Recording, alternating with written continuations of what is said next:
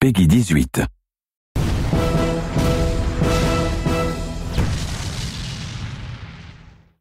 There were a lot of very smart, talented, capable, and very committed people that were involved. And I think that if there was a very simple problem or decision they could have made, or a simple problem they could fix, or some behavior they could change that would have allowed the game or helped the game ship, that they all would have jumped at that and they would have done that. So I can imagine then that there were a lot of complex, cascading things that contributed to why now Duke Nukem Forever is legendary as the longest development cycle in the history of all video games. I got into level design with Duke 3D when I was in 6th grade. So I'm a Duke fan. I remember looking at a magazine, looking at screenshots of Duke Nukem Forever and thinking, wow, I have to pre-order this game because it's amazing, you know, and all these years. And I mean, I've been on that ride as same as anybody else. For me, from my perspective, you know, I'm lucky that I actually enjoy working on the game and doing this stuff. So it wasn't so painful for it being a 10-year project because I was always doing new things, always getting new tech and things like that, so I enjoyed it. Everybody that was working on the project were all huge fans of Duke, and so we're all really passionate about what we're doing. So, you know, we're all going the extra mile just because we were doing what we loved.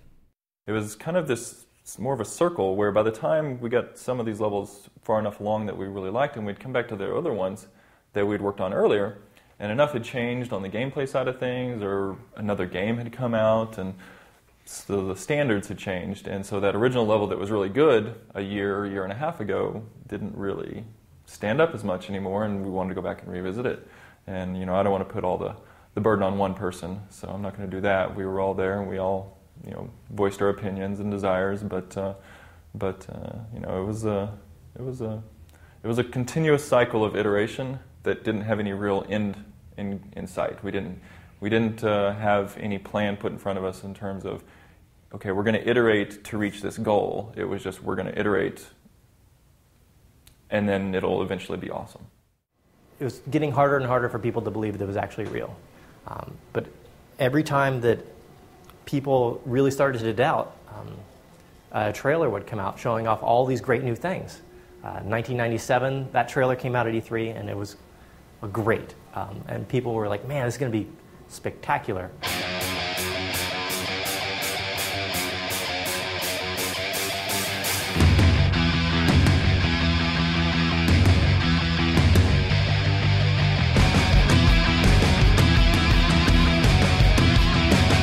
There was no such thing as a milestone delivery.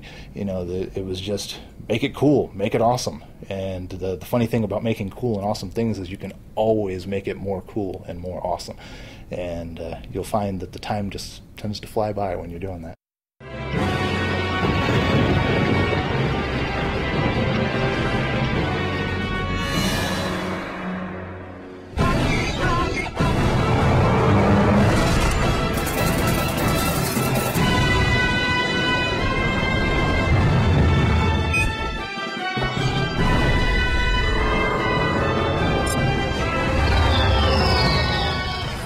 That was the E3, you know, God Games, they had, because the E3 space, I guess, was so expensive or whatever, they decided to put their booth in a parking lot across the street from the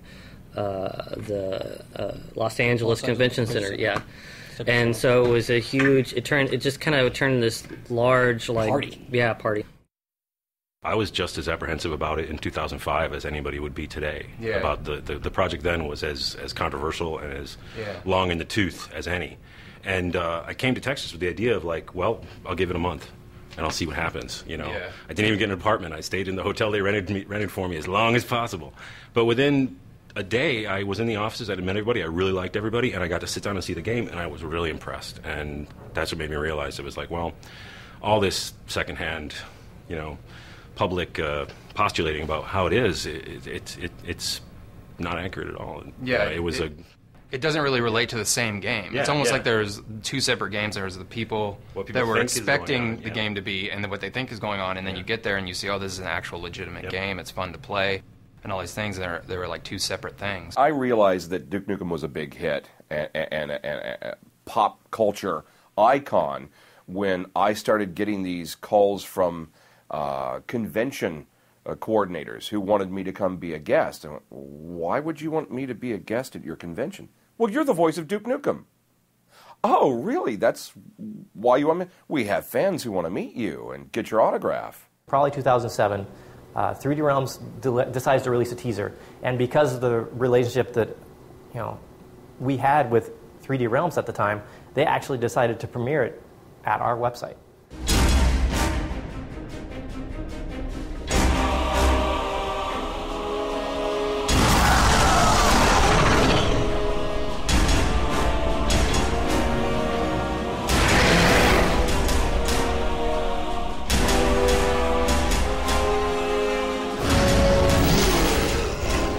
This is a website I had, been running for a long time, and we had scaled up quite a bit, and we had not had problems with traffic in years, and we've been featured on CNN and all these kind of major things, and we've always handled no problem. We put out a trailer, though, for that game, even though it's honestly just brief half-second glimpses of just a few things, and the whole thing came down. It looked great, and it didn't come out.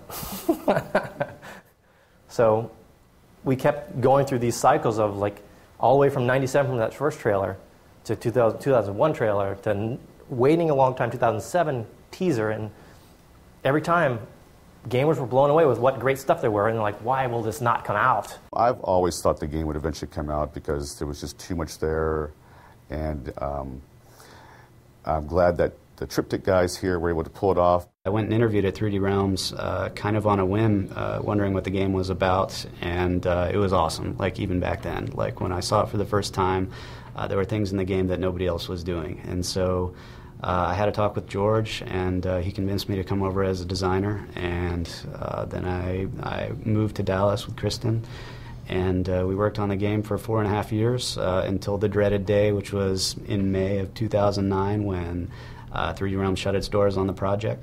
I was talking to, I'm sure other people had offered this as well, but I was talking to our programmer, Rob, and was saying, if you want to work on it in our spare time, I'm willing to do that with you. If you want to do it, it's just a tragedy that this game will never come out, And then, around that time, David Regal was going around talking to people, and so we were already interested anyway, so it kind of all fell into place. We had 3 or 4 meetings with all the people who were really serious about forming the company, and the last one was in June of 2009, and just by coincidence, when we brought everybody to the house, that was the same night that we did have tornado warnings. So we were essentially forced to sit around in our living room for about 2 hours and talk about the company and the game, and I think, maybe if people hadn't been forced to sit in and wait, that maybe we wouldn't have talked about as much or convinced them. There were a few meetings off-site, but pretty much our house became the center of everything. It was actually the most exciting time in my career, which is odd. I mean, usually you don't think you'd think that. I mean, I wasn't getting paid. I was working a ton of hours, and but it was all because we were working towards the same thing. We were all on the same page. We wanted to finish Duke. I did a lot of work on the weekends and stuff. I like doing various things. I concepted up a lot of the stuff that's in the game now, like Monster Truck I did on the weekends, pool tables I did on the weekends, air hockey I did on the weekends, and I just enjoy it. So for me, from my perspective, I'm lucky that I actually enjoy working on the game and doing this stuff. You hear a lot of stories about game companies starting in somebody's living room, with a project that nobody had heard of, and it really takes, once it's announced, it goes viral or whatever you want to say. And that's pretty much how it was. I mean, we were working crazy hours, we're getting on each other's nerves, starting to stink up the house and all that junk. But, we were all really focused because we were going to be the ones that brought Duke back. Hail